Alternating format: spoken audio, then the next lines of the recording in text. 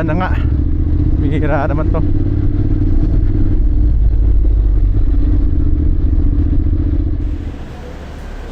We are here at Motoscoot Project 4 again. Kaya niya nilagyan ng bracket yan kasi pag nilagay mo ng sagad yan, dapat ang original kasi ganyan yan eh, dito talaga eh.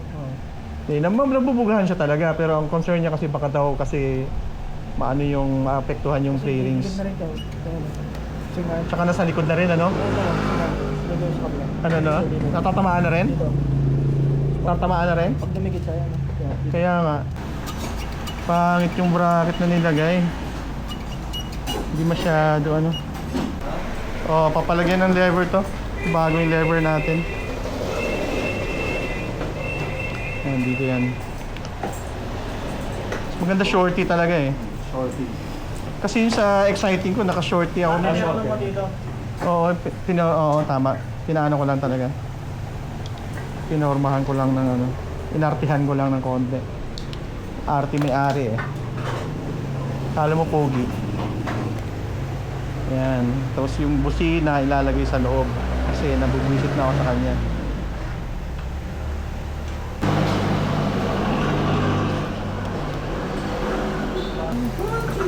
O tinan mo, hindi pa ninakaw bro do. Intact pa.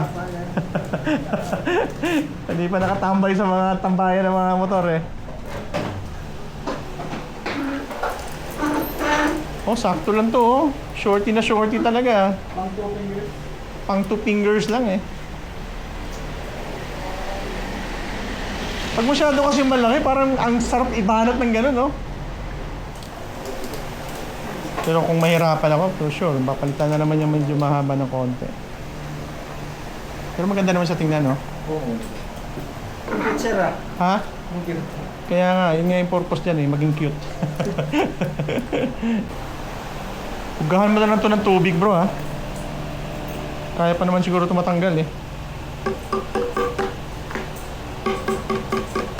Lumuluwa ng tubig eh. Oo, nag-iiba ang tunog bro. Kumaganon eh. Alam mo, nakainom ng ano eh. Parang nalulunod ba? Eh sayang naman pag pilitan ng bago, ganun din naman, ayos pa naman doon, wala pa isang taon to eh.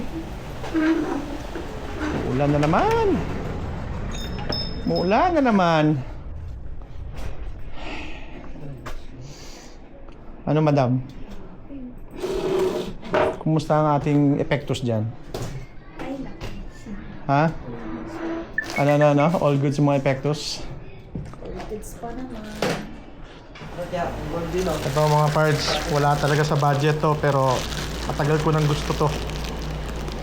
Dahil sa Vespa, nakabili ako nito. Nabenta ko na yung Vespa bro. Oo. Basta, nabenta ko na. Ha? Hindi ah. Hindi tubong lugaw yun. Lugi nga ako dun eh.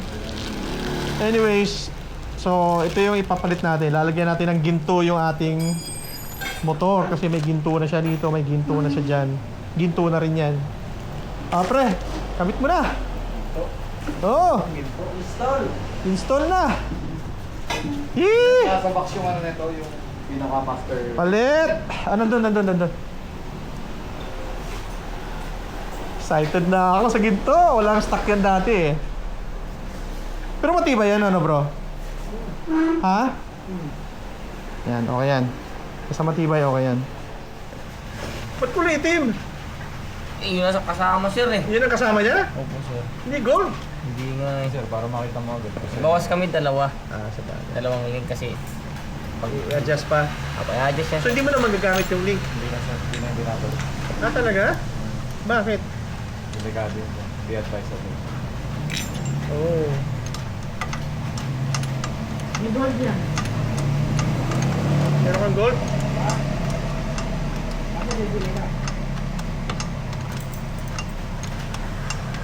Ito ang pag-adjust niya sir. Kung ikaw ang gusto mong mag-adjust, may ano siya, 10 tsaka 12. Okay. Kailangan siya adjust.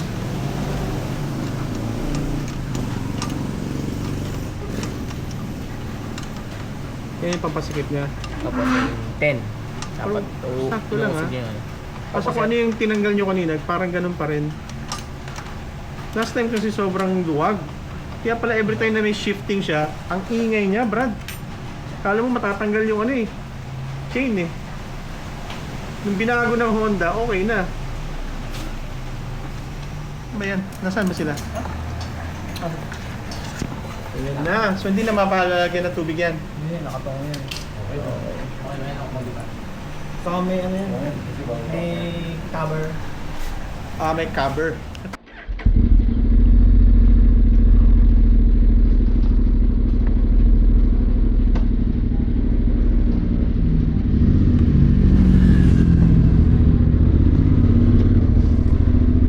Ulan.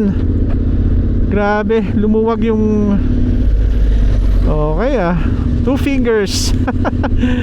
Nagpa-shorty ako ng levers mga parts. Para mas maganda. Parang feeling ko kasi mas maganda siya tingnan eh. Hindi naman tingnan, maganda siya ang mas functional siya for me. Pag masyado kasi mahaba yung levers niya, parang tigil, parang sarap sarap i-brake. Kaya yun. So nagpalit din tayo ng chain. Naggastos natin lahat 8,000 plus.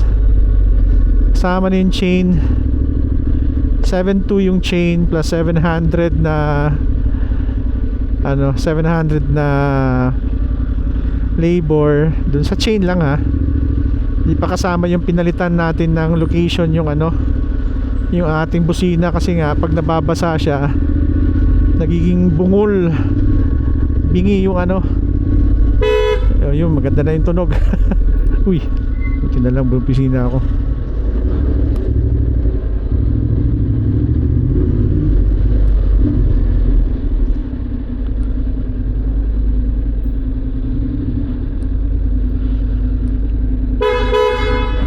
Ayos.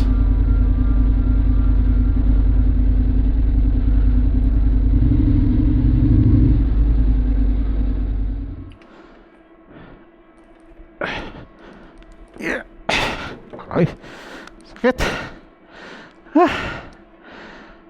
Okay. Okay na yung busina natin. Nakatago na siya. Saan ba yun? Ayan, okay na. Okay na. Galit na siya.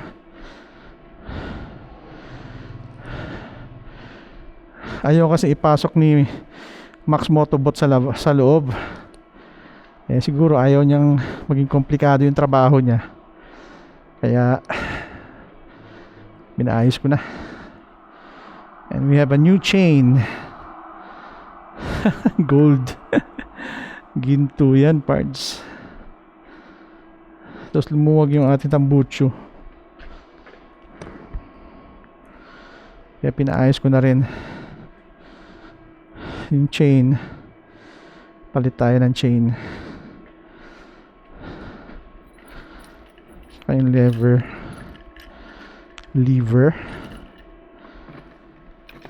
Nagpalit ako ng chain.